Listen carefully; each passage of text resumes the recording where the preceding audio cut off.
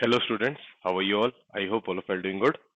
So we are back with another video, and in this video we are going to see a new topic. The topic's name is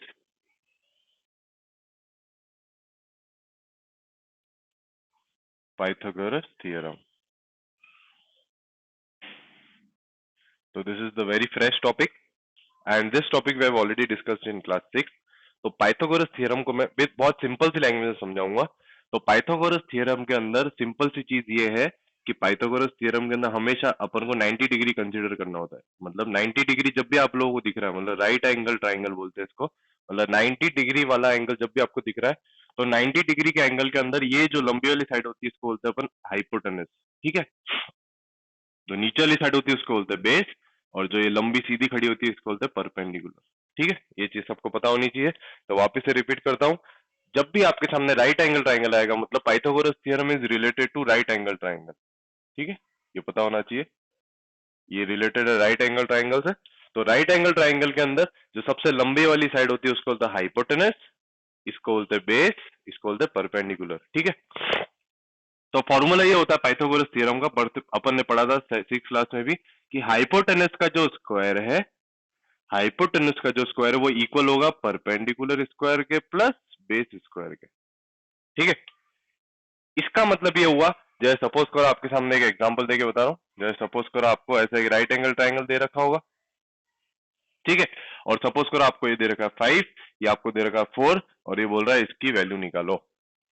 है ना. ये बोल रहा है इसकी value निकालो. तो अपन वैल्यू कैसे निकालेंगे? अपन को पहले से दे रखा है कि ये राइट एंगल ट्राइंगल है, तो इसकी वैल्यू कैसे निकालेंगे? तो ये अपन को क्या दे रखा है? ये हाइपोटेनस दे रखा, तो अपन यहाँ पर इसकी वैल्यू डाल देते. तो ये हो गया 5 का स्क्वायर. है ना. और इक्वल टू क्या आ गया? है ना. और परपेंडिकुलर में कुछ दे नहीं रखा, तो अपन उसको पी स्क्वायर ही रहने देते हैं. फिर बेस स्क्वायर, तो बेस ये हो गया आपका, तो बेस स्क्वायर की जगह रख दिया मैंने 4 का स्क्वायर. ठीक है. तो 5 का स्क्वायर निकाला तो 25, P square as it is ही रहेगा, 4 का स्क्वायर आया 16. अब ये 16 वहां गया माइनस होने, तो 25 minus 16 is equal to P square. तो 25 माइनस 16 जब आपने किया तो आया 9.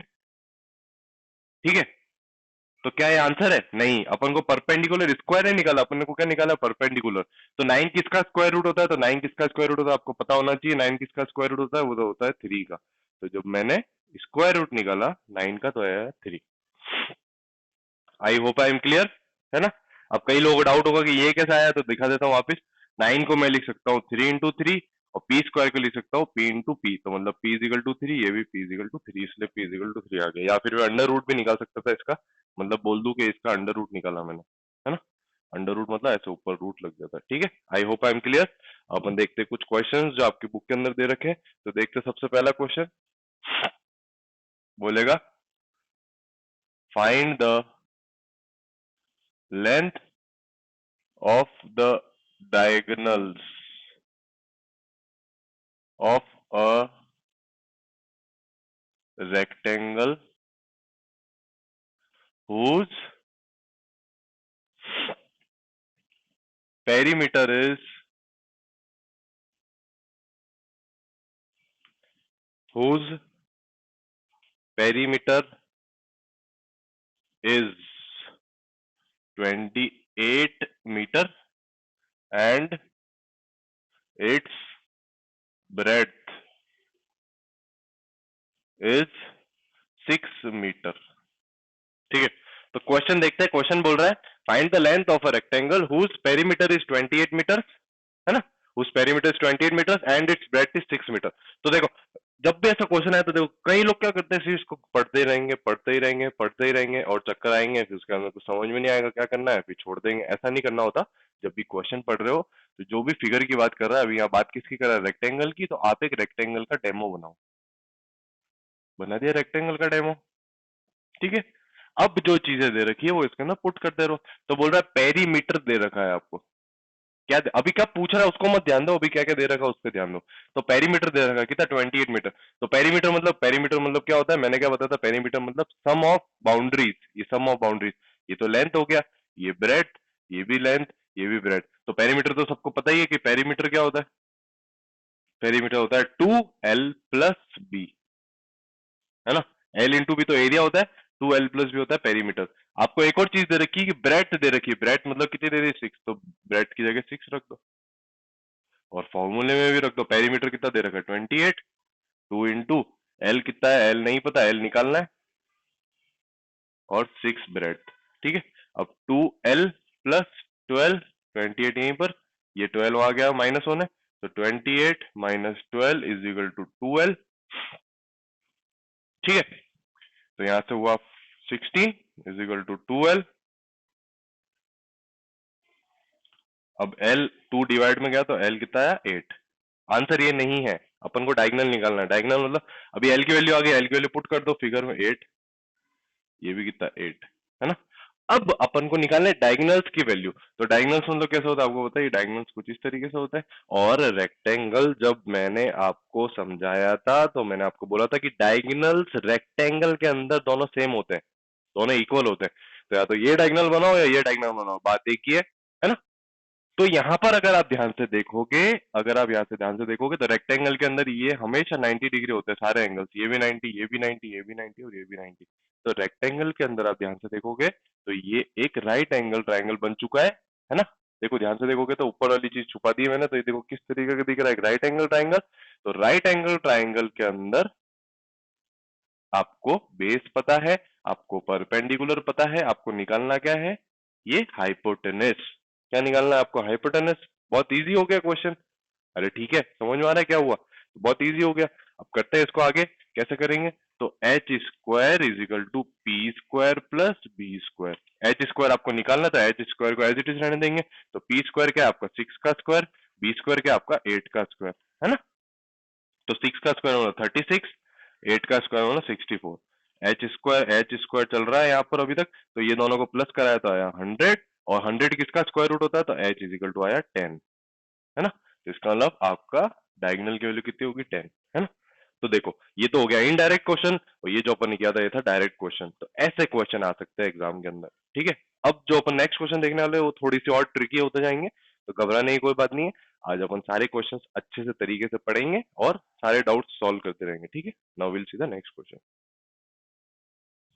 सो we are back with another question. तो क्वेश्चन देखते हैं, दो क्वेश्चन आपके सामने मैंने पुटअप किए। तो क्वेश्चन क्या है वो देखते हैं। ठीक है, कंफ्यूजन नहीं होना है क्वेश्चन के अंदर। क्वेश्चन बोल रहा है एक, सबसे पहले देखते हैं इस क्वेश्चन को। तो क्वेश्चन बोल रहा है a man goes 12 metre towards south.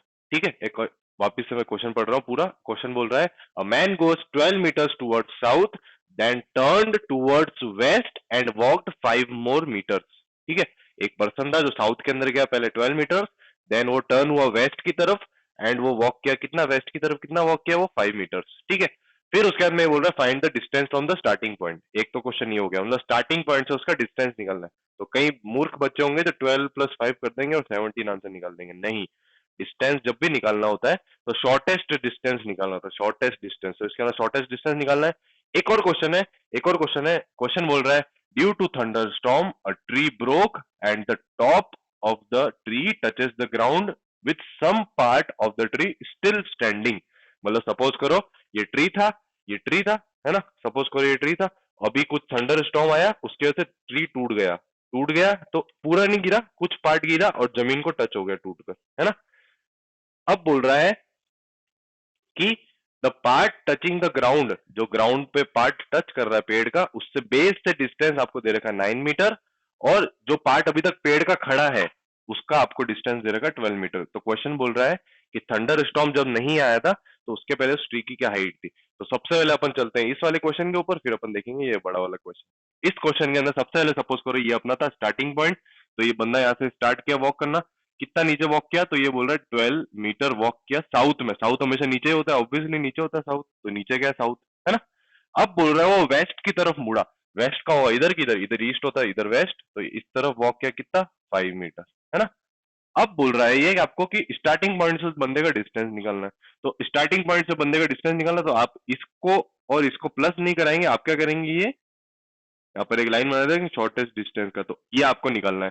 तो ऑब्वियसली ये 90 डिग्री है ना। सारे सिग्नल्स जो भी आपको पता ही है, ये नॉर्थ, ये साउथ, ये ईस्ट और ये वेस्ट, इन सब के बीच में कितना एंगल होता है 90 डिग्री। ठीक है, तो यहाँ पर 90 डिग्री हो गया, तो आपको क्या दे रखा परपेंडिकुलर, आपको क्या दे रखा बेस, निकालना क्या है हाइपोटेनस, है ना। तो निकालते हैं। तो H square is equal to P square plus B square, है ना। तो परपेंडिकुलर स्क्वायर कितना है, 12 का स्क्वायर प्लस बी का स्क्वायर मतलब 5 का स्क्वायर। एक और बात मैंने आपको पहले ही बोला था, जब आप पावर एंड इंडिसेस पढ़ा था तो मैंने बोला था कि आपको 1 से लेके 20 तक एटलीस्ट स्क्वायर्स पता होने चाहिए। नहीं पता होंगे तो आप लोग अटकेंगे इसमें 101%। तो 144 प्लस 5 का स्क्वायर मतलब 25, दोनों को जब प्लस कराया तो आया 169। ठीक है, तो 169 एच स्क्वायर, 169 किसका होता है, स्क्वायर रूट। ऑब्वियसली सबको पता है, नहीं भी पता है तो प्लीज जाके पढ़ो, प्लीज जाके पढ़ो, वो होता है 13 का। तो इसका लो कितना आ गया 13, शॉर्टेस्ट डिस्टेंस 13। अब कई मूर्ख बच्चे 17 लिख रहे होंगे, आप बताओ 17 छोटा है कि 13 छोटा, ऑब्वियसली 13, तो 13 इज द आंसर, खत्म, है ना। इतना इजी।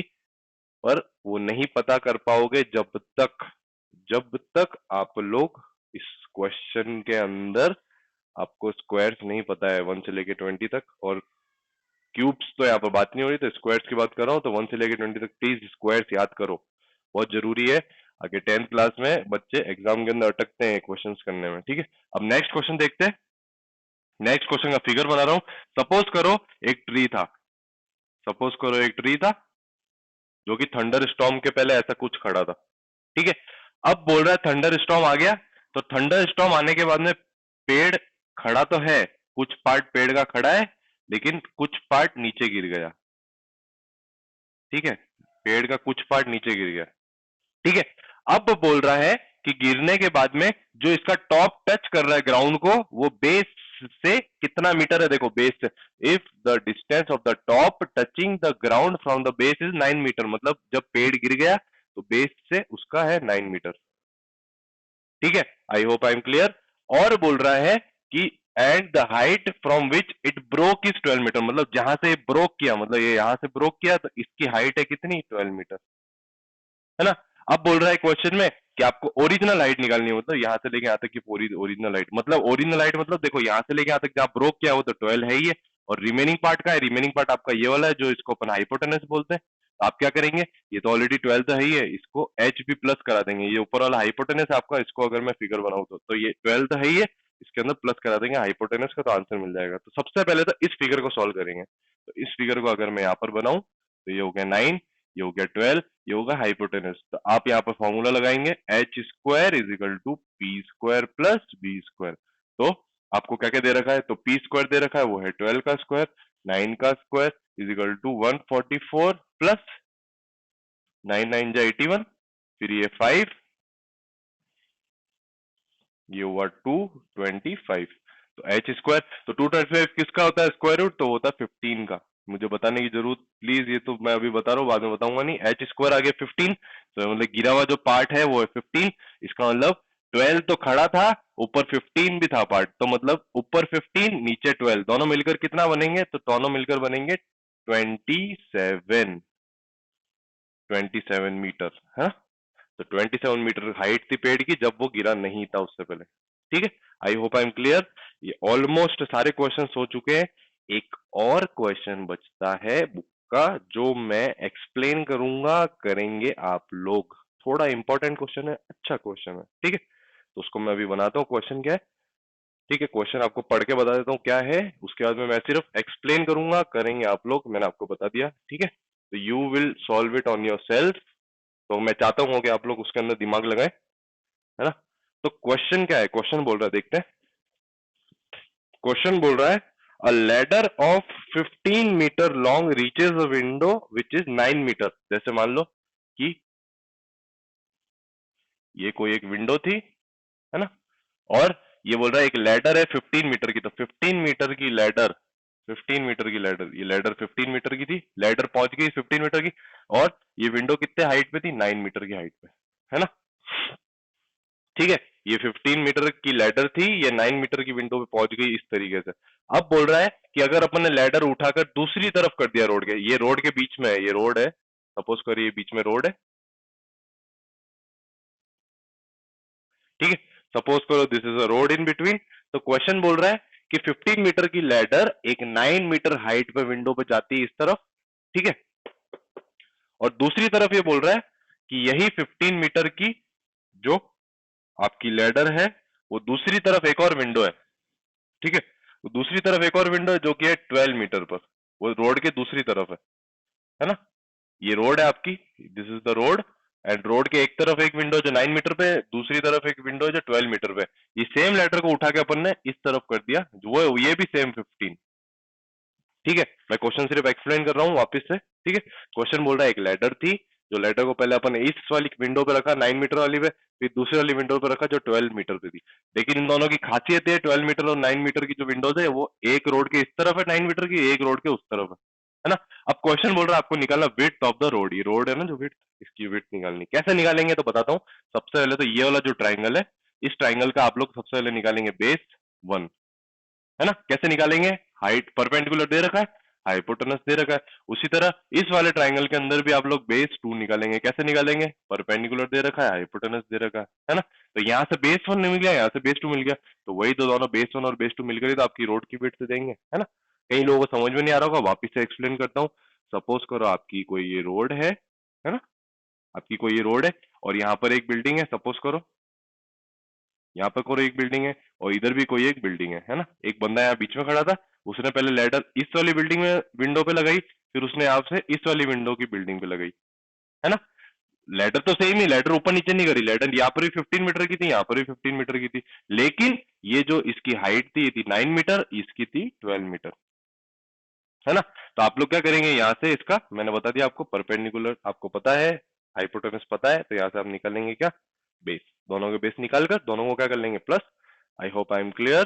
थोड़ा सा अच्छा क्वेश्चन है, very nice question, 10th class के लेवल तक भी जा सकता है ये, तो प्लीज अच्छे से दिमाग लगाएंगे और ट्राई करेंगे question. I hope I am clear, and I hope everyone is trying the questions which I am giving as homework. Thank you so much. Have a nice day.